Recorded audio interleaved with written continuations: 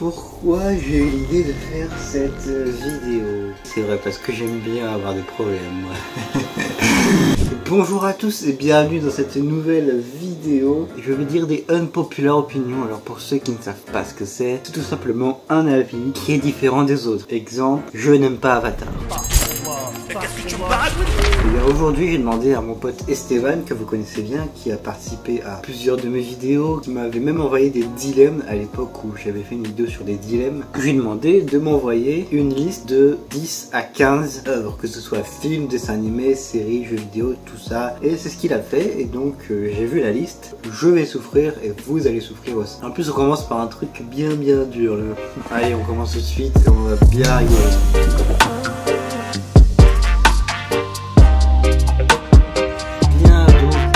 Je disais qu'on va bien rigoler, c'est parce qu'on commence par One Piece. Vous verrez, le roi des pirates, ce sera moi! Qu'est-ce qui pourrait être à l'encontre des gens par rapport à One Piece? Je trouve ça assez surcoté et je trouve pas que ça soit nul, je trouve pas que ça soit incroyable, mais je trouve ça bien. D'accord, il y a des trucs qui sont incroyables dedans, mais pas toute l'œuvre est incroyable. Donc ce qui justifie que je trouve ça surcoté. Voilà, un avis frauduleux, le Gear 5, il y a tout le monde qui était là en mode ouais, le Gear 5 c'est incroyable tout ça. Moi j'étais là ouais, bof quoi. Désolé, mais il compare les émotions de la transformation du Gear Second à celle du Gear 5. Le Gear Second est largement mieux. Le Gear 5, c'est pas que c'est un flop, mais enfin, de ce que j'ai vu en tout cas, j'ai moins frissonné que pour le Gear Second. Quand Luffy a fait sa première transformation en Gear Second, j'étais en transe. C'est peut-être ça mon effet de transe.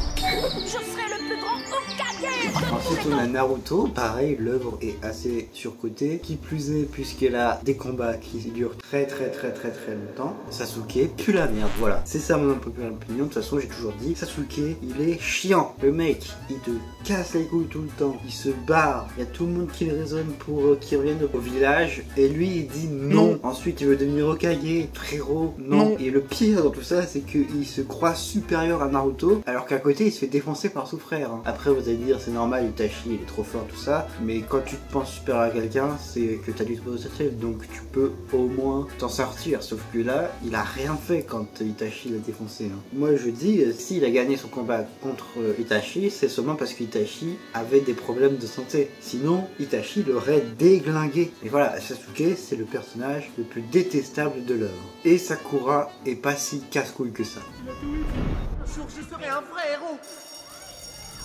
Ensuite on a My Hero Academia. Alors ça fait longtemps que j'ai regardé My Hero Academia, je me suis arrêté à la saison 3-4, truc dans le genre. Et franchement All Might, bof hein. Comment dire que All Might en fait, je sais pas que je le déteste, c'est que à partir du moment où il est blessé et qu'il peut plus se battre, ça sert à rien. Donc All Might est surestimé et surcoté par les gens alors qu'il fait quasiment rien. Après je ne déteste pas le personnage, quand il est dans sa forme héroïque, je trouve extrêmement stylé. Après les deux mèches c'était pas obligatoire, mais sinon voilà quoi, je veux dire y a que ça quoi.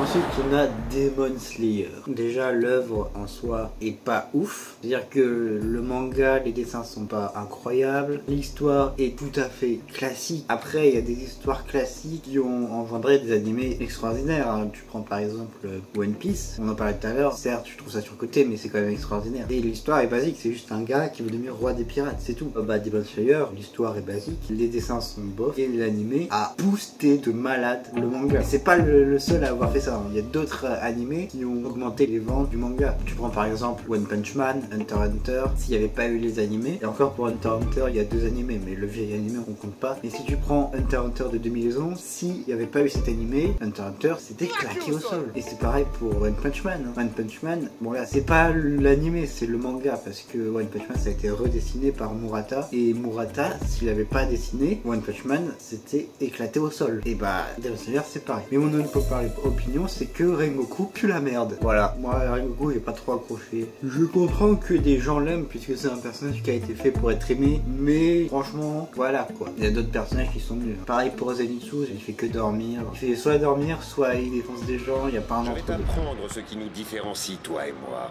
C'est le Voilà, Bleach qui est mon troisième manga préféré. Quoi dire sur Bleach? Qu'est-ce que je dis, Aizen c'est le meilleur antagoniste de tout manga confondu. Ichigo c'est le meilleur protagoniste. Que je te dise quoi? Ichigo il dépasse Goku, il dépasse Naruto, il dépasse Luffy. Je suis désolé.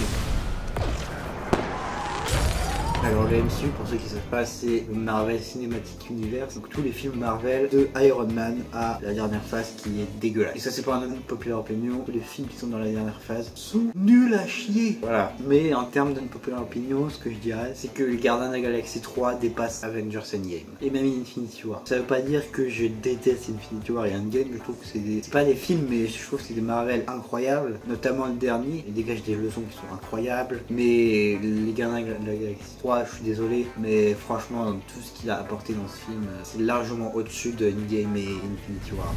Wingardium Leviosa.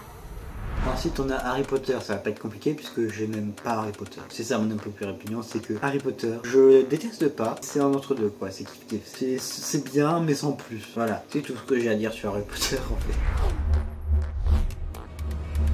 Bah Star Wars, à part que l'épisode 2 et la dernière trilogie puent sa mère, ce que je voulais dire, c'est que Solo il pue la merde. Le film Solo, j'ai pas aimé Solo, je suis désolé. Rogue One encore ça allait, peut-être parce qu'il y a Dark Vador dedans. Après vous allez me dire ouais mais dans Solo à la fin il y a Dark Maul, d'accord, et que à la fin, alors que Dark Vador dans Rogue One il a des scènes, je suis désolé, la scène de rage de Dark Vador c'est une des meilleures de tous les films. J'ai fait un top 10 des meilleures scènes de film que j'ai vu.